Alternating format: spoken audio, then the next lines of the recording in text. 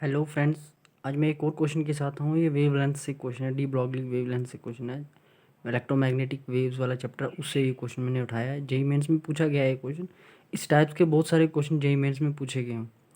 बहुत सारा easy question है। इसमें दो कंसेप्ट लगते हैं, जैसे एक एनर्जी वाला lambda is equals to h upon momentum. ये मोमेंटम है, तो इसी को जब एनर्जी में कन्वर्ट करते हैं, नीचे वाला रूट सीधा एक ही फार्मूला लगता है और इससे हमें एनर्जी का रेशो निकालना है। जैसे इसने बोला the de Broglie wavelength of a particle having energy, उसकी जो काइनेटिक एनर्जी ई है, और डी ब्रॉगली वेवलेंथ उसका लेमडा है।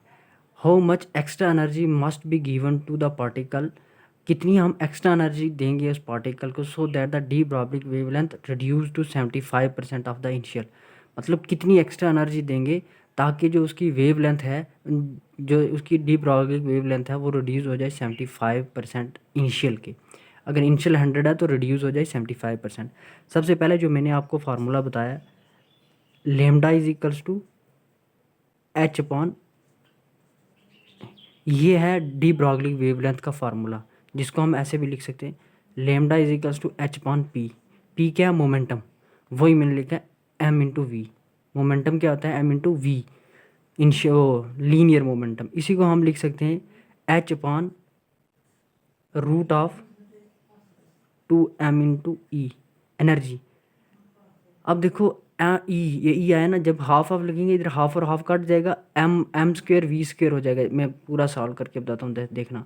H upon root of 2 into m into half of m v का स्क्वेयर, ये और ये कटेगा, m square v square which is equals to h upon mu.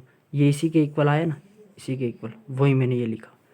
तो ये है, तो इसी को हम लिख सकते हैं m m v is equals to 2m E. यही है।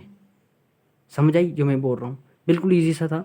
अब इसमें हम क्या बोलना है, lambda is directly proportional, inversely proportional to the root of energy. जो लेमडा है वो inversely proportional to the root of energy है। तो हमें क्या बनाना है, इनिशियल जो लेमडा था वो इतना कितना, इनिशियल लेमडा के जो दूसरा न्यू लेमडा है वो रिड्यूस हो जाए 75%। तो lambda 2/λ1 which is equals to root of E1/E2। क्यों E1/E2? क्योंकि जो लेमडा है वो इन्वर्सली प्रोपोर्शनल टू एनर्जी के है, तो इसीलिए हमने ये पुट किया। तो ये इसकी वैल्यू आ जाएगी 3/4।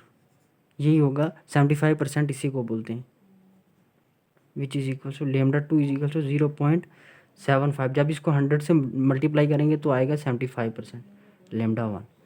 तो हमें अब क्या चाहिए, E1/E2 which is equals to 3/4 का स्क्वेयर।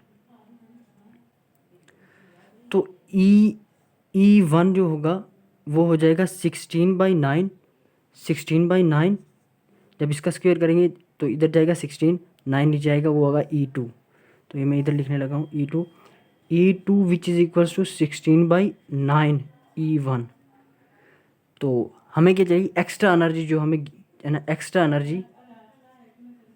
एनर्जी गिवन जो है वो हमें क्या है, 16/9 E माइनस ई, क्योंकि जो हमने अभी निकाली वो ये है।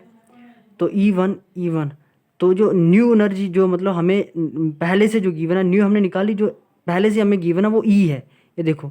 तो हमें ये वाली निकली, तो इसको हम जब करेंगे माइनस, तो ये जो हमारी एक्स्ट्रा एनर्जी हमने इसको देनी वो होगी 7/9 ई। ये हमारा आंसर है। बिल्कुल ईजी सा क्वेश्चन था भाई, बहुत सारे क्वेश्चन ऐसे पूछे गए हैं जेईई मेंस में। Thank you so much. अगर वीडियो अच्छी लगी, like and share and subscribe करिए। Thank you so much.